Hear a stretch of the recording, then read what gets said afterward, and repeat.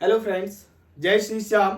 आज की जो हमारी क्लास होगी पॉलिटी रैंकर सीरीज में हम अभी तक जो हमारी क्लास हुई है, जो हमने टॉपिक को कवर किया है सीजीएल के लिए, जो 2024 का जो हम टारगेट लेकर चल रहे हैं। जैसा कि आपको मालूम है, सितंबर के लास्ट वीक से हमारे एग्जाम स्टार्ट होंगे और लगभग अभी हमारे पास 1.5 मंथ है। और इस समय में हमें टारगेट रखना है कि लगभग 25 में से हम 17 to 18 क्वेश्चंस को सही करेंगे। यही हमारा टारगेट है और यही आपको रैंक दिलाएगा, जिससे आप अपनी इच्छा के अनुसार, अपनी डिजायर के अकॉर्डिंग सिलेक्शन ले पाएंगे, आप इंस्पेक्टर बन पाएंगे, जिस उद्देश्य को लेकर हम आगे बढ़ रहे हैं। तो अभी तक यदि आपने क्लास नहीं देखी, आप पहली बार जुड़ रहे हैं जनरल स्टडी क्लाइम से, तो सबसे पहले जो हमारी प्लेलिस्ट में जो पॉलिटी सीरीज हमने रन की है, एक बार आप जरूर देखें। आपके सपनों के लिए, आपके सपनों को साकार करने के लिए बहुत ही महत्वपूर्ण है। और इस चैनल के माध्यम से हम ओवरऑल जो आपका जनरल स्टडी है,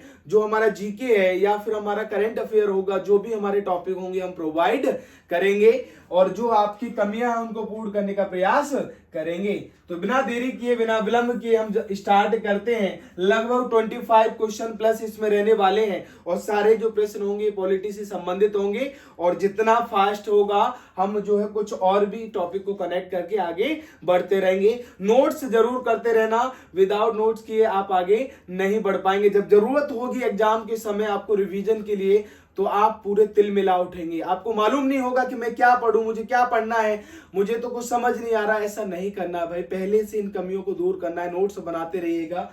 भारत के संविधान के किस अनुच्छेद के तहत, भारत के संविधान के किस अनुच्छेद के तहत संसद को नागरिकता पुनर्वीकरण के लिए कानून बनाने की शक्ति दी गई? बहुत ही महत्वपूर्ण है। बताया गया है कि संविधान के किस आर्टिकल के अकॉर्डिंग संसद को नागरिकता से संबंधित कानून बनाने की शक्ति दी गई है, यह पूछा जा रहा है। The parliament has been given power to make law regarding citizenship under which article of the constitution? आपसे पूछा गया है, जब हम बात करते हैं किस आर्टिकल के अकॉर्डिंग, तो आपने कहा आर्टिकल 11।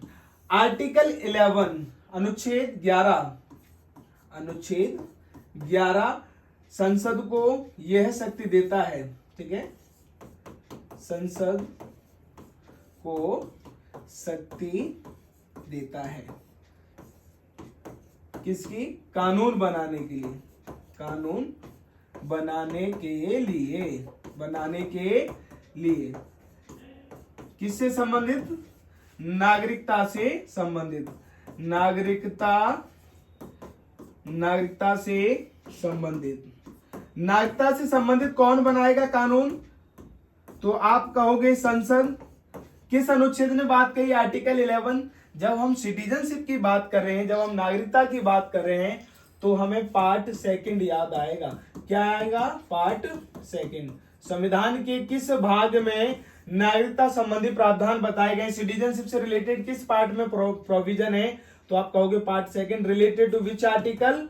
5 to 11, ठीक है। जिसमें अनुच्छेद जो 11 है उसमें संसद को यह शक्ति देता है कि संसद किसी व्यक्ति से नागरिकता छीन सकती है, उसे दे सकती है, या उसे जरूरत पड़े, महसूस हो कि हमें कुछ नए प्रावधान जोड़ने हैं सॉरी, तो उस प्रावधान को, उस प्रोविजन को ऐड कर सकती है। यह अधिकार पार्लियामेंट का है, आर्टिकल 11 ने दिया है, ठीक है।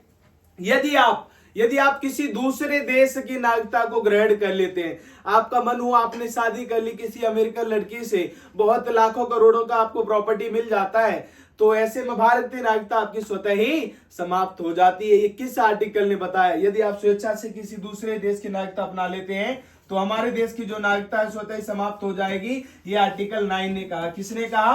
अनुच्छेद 9 ने बताया, ठीक है। यदि हम किसी देश की नागरिकता स्वेच्छा से अपना लेते हैं, तो हमारे देश की नागरिकता स्वतः ही समाप्त हो जाएगी, आर्टिकल 9 ने कहा। नेक्स्ट,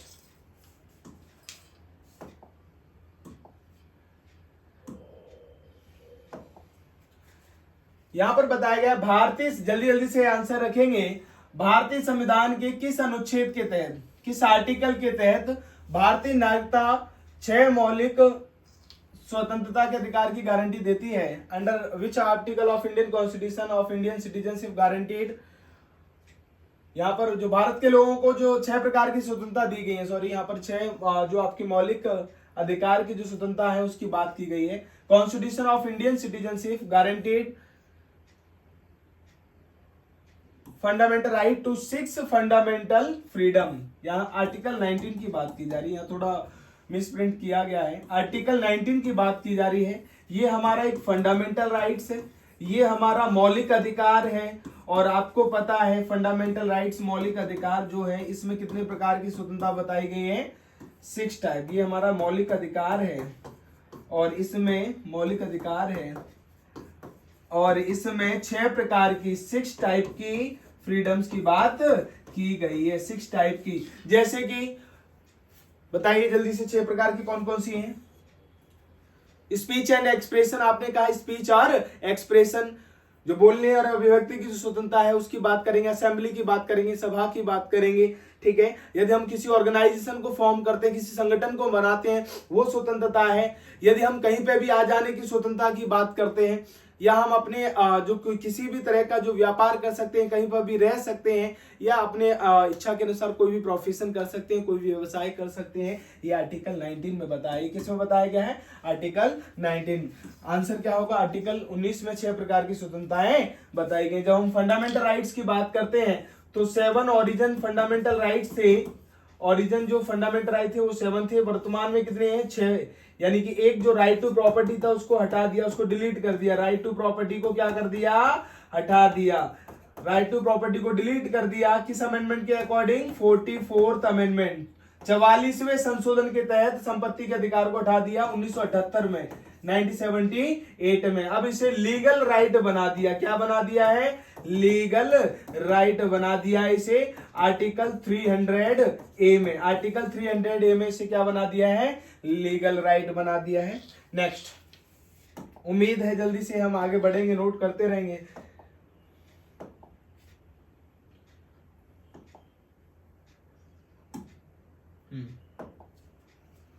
भारतीय संविधान का कौन सा अनुच्छेद जीवन और व्यक्तिगत स्वतंत्रता की सुरक्षा की गारंटी देता है। विच article of Indian constitution guaranteed the protection of life and personal liberty.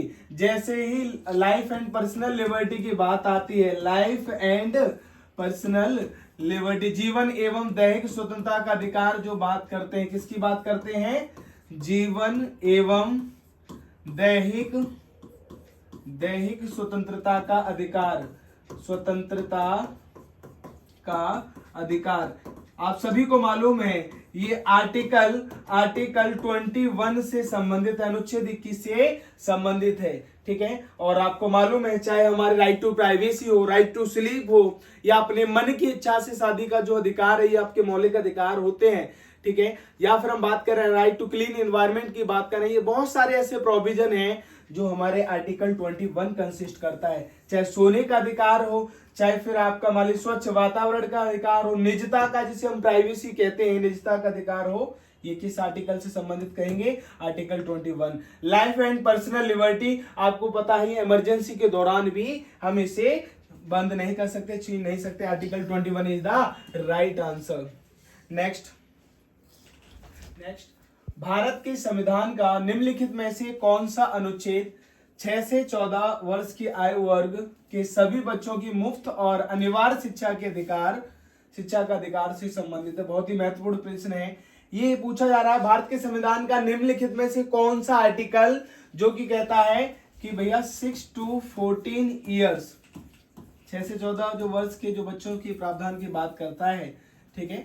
ये किस आर्टिकल में बताया गया, तो आपको पता है एक अमेंडमेंट हुआ था, 86th अमेंडमेंट। कौन सा अमेंडमेंट हुआ था, अमेंडमेंट 86वां संशोधन हुआ था। कौन सा संशोधन हुआ था, 86वां संविधान संशोधन हुआ था।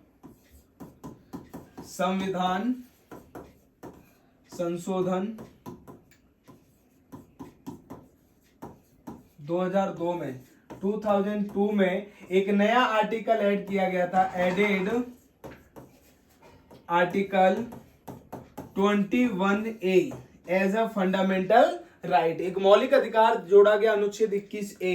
21 का हिंदी में हम इसे पढ़ेंगे। ये किससे संबंधित है, 6 से 14 साल के लिए जो है उम्र के बच्चों के लिए आपका मुफ्त जो आपका शिक्षा है इसके लिए प्रावधान करता है। Article 21A is the right answer.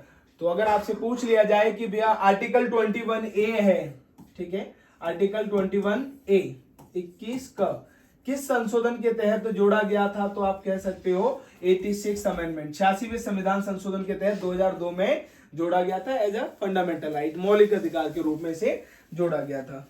Next,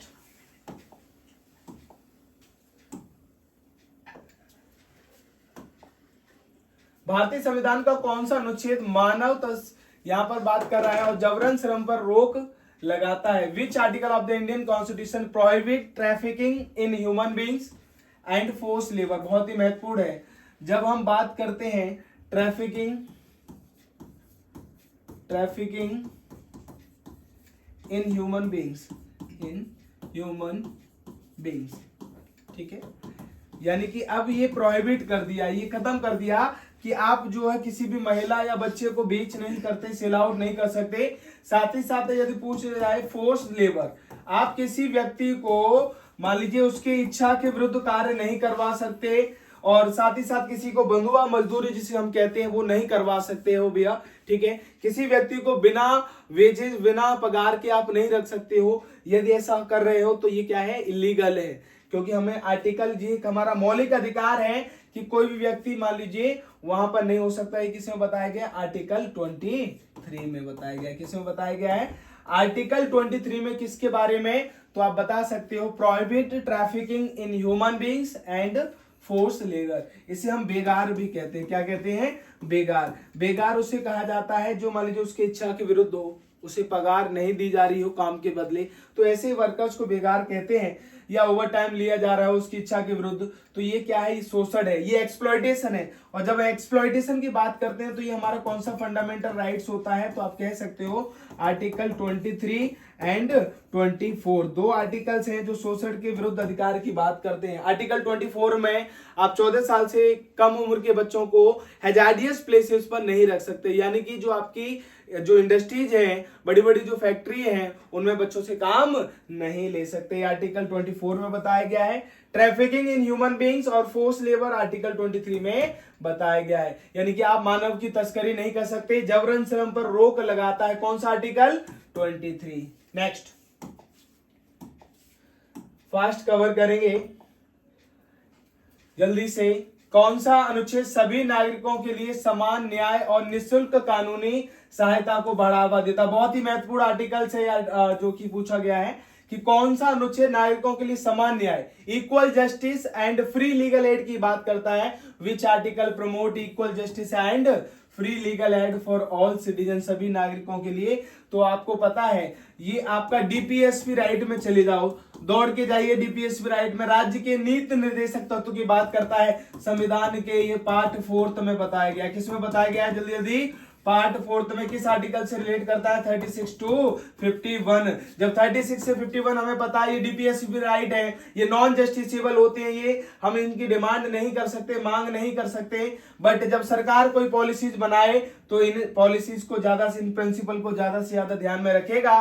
तो ऐसे में आपको पता है 42वें संशोधन के तहत, 42वें संशोधन के तहत एक प्रावधान जोड़ा गया था। कौन सा, आर्टिकल 39A। आर्टिकल 39 में किसकी बात कर रहे हैं, फ्री लीगल एड की बात की जाती है। किसकी, free legal aid and equal justice की बात की जाती है। आर्टिकल क्या होगा, आंसर क्या होगा, आंसर होगा आर्टिकल 39A। किस भाग से संबंधित है, डीपीएसपी राइट है, और किस संशोधन के तहत जोड़ा गया, तो आप कहोगे 42वें संविधान संशोधन के तहत जोड़ा गया था। नेक्स्ट,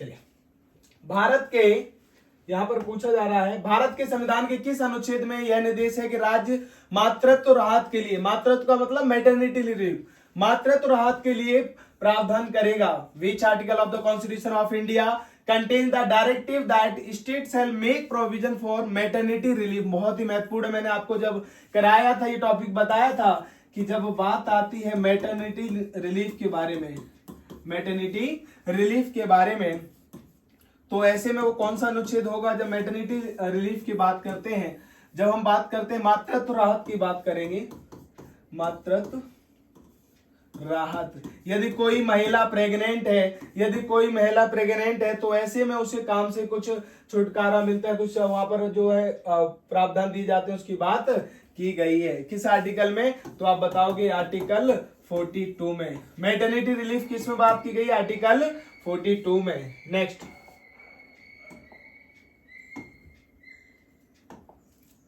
भारत के संविधान का अनुच्छेद 10 समान नागरिक संहिता की बात करता है, बहुत ही महत्वपूर्ण है। UCC, union civil code, UCC किस आर्टिकल से रिलेट करता है? आपको पता है ये डीपीएसपी राइट है, आर्टिकल 44। आर्टिकल 44 अनुच्छेद 44 में समान नागरिक संहिता की बात की जा रही है। किसकी बात की जा रही है? समान नागरिक संहिता की बात की जा रही है। Article 44 is the right answer. Next, भारतीय संविधान का कौन सा अनुच्छेद मौलिक कर्तव्यों के बारे में बताता है? भारतीय संविधान का कौन सा अनुच्छेद मौलिक कर्तव्यों के बारे में बताता है? विच article of Indian constitution state about fundamental duties. जब हम बात करते हैं फंडामेंटल ड्यूटीज की, तो हमें मालूम होना चाहिए, ठीक है, जैसे ही फंडामेंटल ड्यूटीज का शब्द आता है, हमें मौलिक कर्तव्य के बारे में जैसे ही हमें सुनाई देता है, तो क्या क्या याद आएगा? जल्दी से बताइए। मौलिक कर्तव्य किस आर्टिकल से संबंधित है? आपने कहा 51A। किस आर्टिकल से, किस अनुच्छेद से संबंधित है? 51A, जिसे हम क्या पढ़ते हैं? किस संशोधन के तहत जोड़ा गया? तो आप कहोगे 42nd amendment of the constitution, amendment of the constitution. मौलिक कर्तव्य को किस संशोधन के तहत जोड़ा गया? आप कहोगे 42वें संविधान संशोधन के तहत। किस संशोधन के तहत? 42वें संशोधन के तहत जोड़ा गया। किस कमेटी की रिकमेंडेशन में जोड़ा गया था? आप कहोगे सरदार स्वर्ण सिंह कमेटी। किसने भैया रिकमेंड किया था? सरदार स्वर्ण सिंह कमेटी ने इन्हें रिकमेंड किया था कि हमारे संविधान में मौलिक कर्तव्य होने चाहिए। हमारे संविधान में क्या होना चाहिए? मौलिक कर्तव्य। किस और ओरिजिन कितनी ड्यूटीज थी जब हमारा ये जुड़ा था? 1976 में। 42वां संविधान कब हुआ था? 1976 में। इस वक्त जो मूल कर्तव्य थे वो कितने थे? 10 थे। कितने थे? 10। प्रेजेंट में कितने हैं? प्रेजेंट में कितनी ड्यूटीज है? आपने कहा सर 11 है। कितनी है? 11। यानी कि एक ड्यूटीज को किसी संशोधन के तहत जोड़ा गया है। किस संशोधन के तहत? आप कहोगे 86th अमेंडमेंट के अकॉर्डिंग। 86वें संशोधन के तहत 11वीं ड्यूटीज को ऐड किया गया 2002 में। और ये किसके प्रावधान बताता है? 6 से 14 साल के बच्चों के लिए शिक्षा की बात करता है। नेक्स्ट,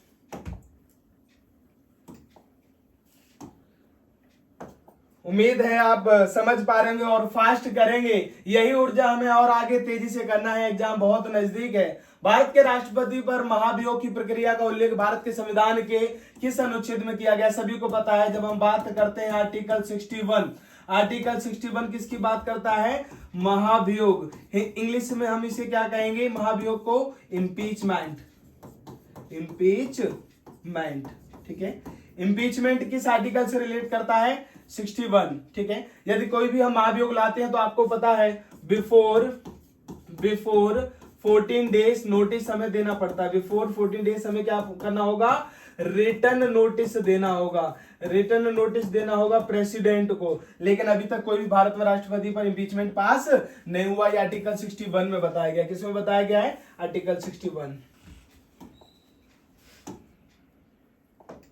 नेक्स्ट, भारतीय संविधान के अनुच्छेद 74 और 75, जैसे ही आर्टिकल 74, 75 आते हैं आप समझ जाते हैं इसकी बातों को कि ये किसके बारे में होगा, के मामलों से संबंधित है। Article 74 and 75 of the constitution deal with the matter of किसके बारे में? तो हमने पढ़ा था काउंसिल ऑफ मिनिस्टर के बारे में। काउंसिल ऑफ मिनिस्टर के बारे में प्रावधान करता है, ठीक है। आर्टिकल 74 में क्या बताया गया था? आर्टिकल 74 में बताया गया था कि भैया एक काउंसिल ऑफ मिनिस्टर होगी और ये किसको ऐड करेगी? जिसकी सहायता से राष्ट्रपति काम करेगा काउंसिल ऑफ मिनिस्टर के लिए। और इसका हेड कौन होगा? प्रधानमंत्री। आर्टिकल 74 ने बताया। आर्टिकल 75 में हमें पता चला था कि भैया प्रधानमंत्री को अपॉइंट कौन करेगा? राष्ट्रपति। कौन करेगा? राष्ट्रपति। लेकिन अन्य मंत्रियों को नियुक्त कौन करेगा? राष्ट्रपति करेगा, प्रेसिडेंट करेगा। किसकी सलाह पर करेगा? On the recommendation of prime minister. किसके रिकमेंडेशन पे? प्राइम मिनिस्टर, यानी बाकी मंत्रियों को जो प्रधानमंत्री चाहेगा वही मंत्री बनेगा। ये आर्टिकल 74 और 75 में बताया गया है। नेक्स्ट,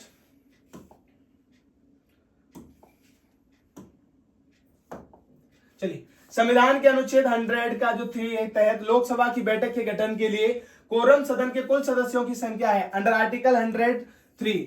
यहां पर बहुत ही महत्वपूर्ण है, आपको सभी को मालूम है, आर्टिकल 100 का जो 3 क्लाउज है इसमें किसके बारे में की गई है? कोरम के बारे में बात की गई। किसके बारे में बात की गई है? कोरम के बारे में बात की गई है। यानी सदन को चलाने के लिए जो निम्न सदन जो संख्या चाहिए वो कितनी होनी चाहिए? तो आपने कहा 1/10 होनी चाहिए। कितनी होनी चाहिए? 1/10। यदि निम्न जो कोरम नहीं है, इतनी संख्या नहीं है, तो यहां पर स्पीकर ऑफ लोकसभा उसे क्या कर देगा? एडजॉर्न कर देगा, सस्पेंड कर देगा, जब तक ये संख्या नहीं होगी। किस आर्टिकल में बताया गया? अनुच्छेद 100 के 3 में बताया गया। क्या कोरम होना चाहिए? आप कहोगे 1/10। नेक्स्ट, भारत के संविधान के अनुच्छेद 106 के अनुसार संसद के किसी भी सदन के सदस्यों का वेतन कौन निर्धारित करता है? बहुत ही महत्वपूर्ण आर्टिकल है, आर्टिकल 106। आपको सभी को पता है कि पार्लियामेंट के जो भी मेंबर होंगे, पार्लियामेंट के जो मेंबर्स होंगे, इनका जो सैलरी है, जो वेतन है, जो वेजेज है, ये कौन डिसाइड करेगा? ये पार्लियामेंट करेगा, ये संसद डिसाइड करेगा, वही नियम बनाएगा। Is that clear? कौन बनाएगा? पार्लियामेंट। ये किस आर्टिकल में बताया गया है? 106। Which article empowerment to the parliament to decrease and increase the salary and wages of parliament member? Then answer will be article 106।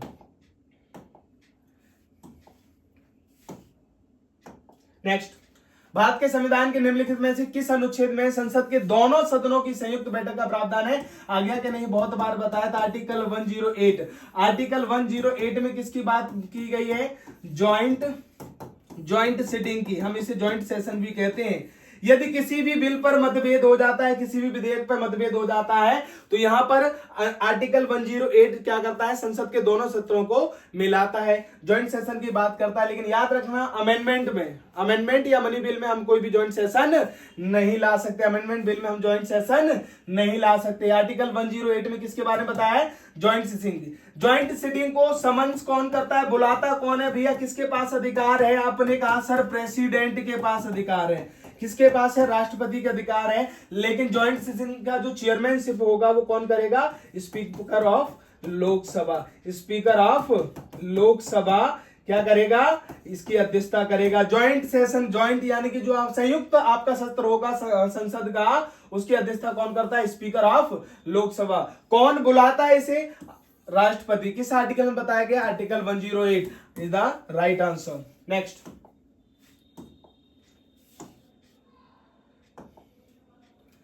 संविधान का कौन सा अनुच्छेद धन विधेयक से संबंधित है? बताइए, कोई बताने वाली बात है? आपने कहा आर्टिकल 110। ये आपसे किससे रिलेटेड है? मनी बिल से रिलेटेड है। किससे रिलेटेड है? मनी बिल, धन विधेयक से संबंधित है। धन विधेयक से संबंधित है। कोई भी बिल मनी बिल है या नहीं है, ये कौन डिसाइड करेगा? कोई बिल मनी बिल है या नहीं है, कोई बिल धन विधेयक है नहीं, ये डिसाइड कौन करेगा? फाइनल डिसीजन किसका होगा? फाइनल डिसीजन यदि आपसे पूछा जाए तो जो आपका फाइनल डिसीजन होगा वो किसका होगा? Speaker of Lok Sabha. Speaker of Lok Sabha. Speaker of Lok Sabha decide करेगा कि भैया ये धन विधेयक है या नहीं है। क्लियर? नेक्स्ट, तो ये हमारे कुछ महत्वपूर्ण प्रश्न हैं। उम्मीद है कि आपको क्लास बहुत अच्छे से समझ में आई होगी। और इसके बाद जो सेकंड सीरीज हम क्वेश्चन का जो कि तुरंत ही जैसे ही आप इस वीडियो को देखोगे, दूसरी सीरीज भी आपकी अपलोड हो जाएगी। Thank you so much.